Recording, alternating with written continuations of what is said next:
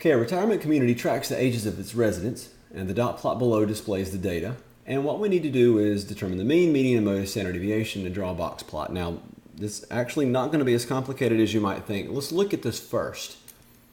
There is one 73-year-old, two 74-year-olds, 175, 176, two 77s, and so forth. Okay, so we're going to use the calculator for this because it'll calculate all that stuff for us. So let's go to the calculator and let's press Stat. This should look familiar. Press Enter on Edit. Now, depending on the order in which you've done this, you may have some previous stuff in there. If you do, you can clear it out. Let's go up to whatever you don't need. We don't need L2. Let's go up to the top of L2 and press Clear and Enter. We'll go over to L1 and we could clear it, but we're just going to type over it. So what we're going to do is type in the age of every resident at this retirement community. And if it happens more than once, we'll type it more than once. So there's one 73-year-old.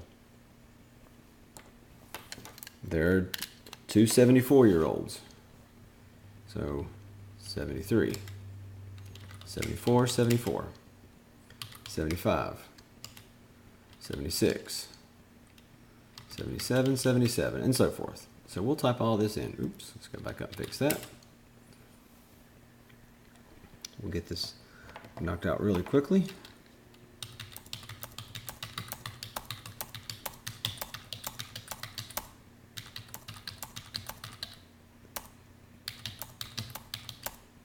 No 85-year-olds.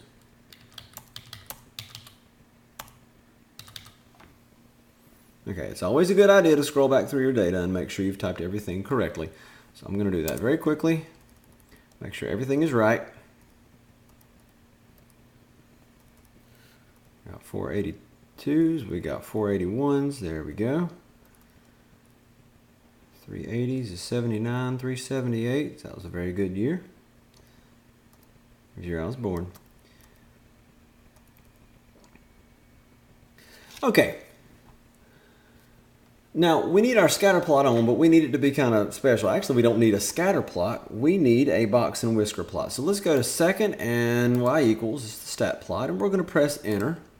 Now, again, it's already on, but we don't want it just on. We want it to be a box and whisker plot. So we're going to go down, and we're going to go to the right, scroll around until we get to this one. We're going to press Enter. Notice that there is only one list for data, and that's because if you look at the top of the page, it says univariate data, one variable.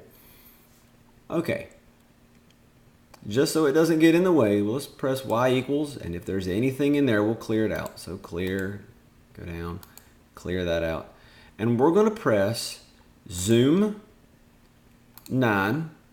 There's your box and whisker plot right there. Okay, so let's go ahead and jump to the end of the question where it says label Q1, Q2, and Q3. If we press trace, we'll be able to see everything we need. See, the median is 81. And if you go to the right, Q3 is 82.5. There's the maximum, which you could have told from the graph they gave you, or the table they gave you, chart. Q1 is 77.5, and the minimum is 73. So let's draw this and answer some questions about it.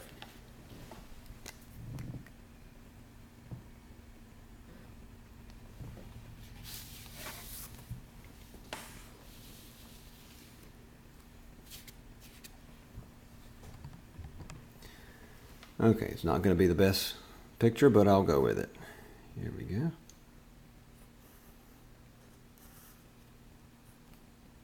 And it says label all the Q's. So Q1 was 77.5. The median was 81.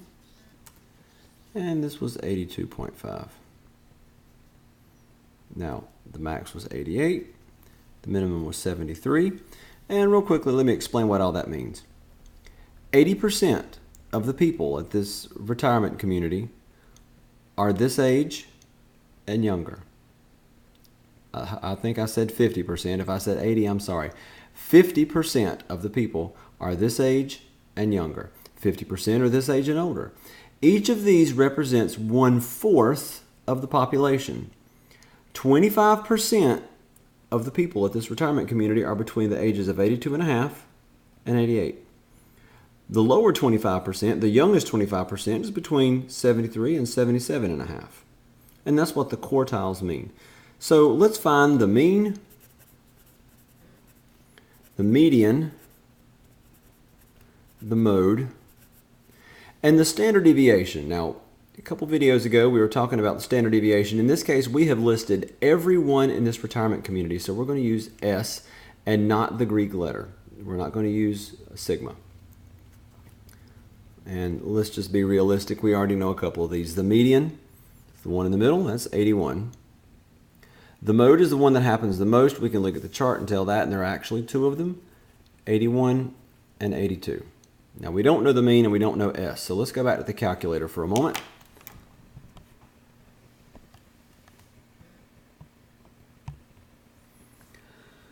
Okay, let's press Stat and go over to Calc. And notice we're dealing with one variable data, so we're going to pick one var stats, one variable stats. And we're going to press Enter, and we'll press Enter again, and everything you need is right here. There's your mean.